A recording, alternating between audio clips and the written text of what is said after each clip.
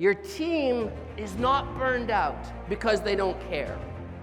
Your team is burned out because they've been carrying too much for too long silently. Today, we're going to change that.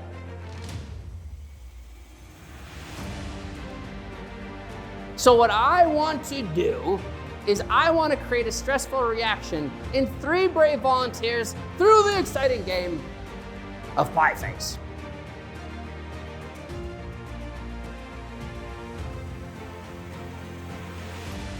How many of you would say true to this, that you respond the same way to your emotional pain as your physical pain? If emotions are energy, which they are, you can literally only suppress so much until you become full. And at that point, there has to be a release. There has to be. How do you know when you are full? And what does that release look like for you?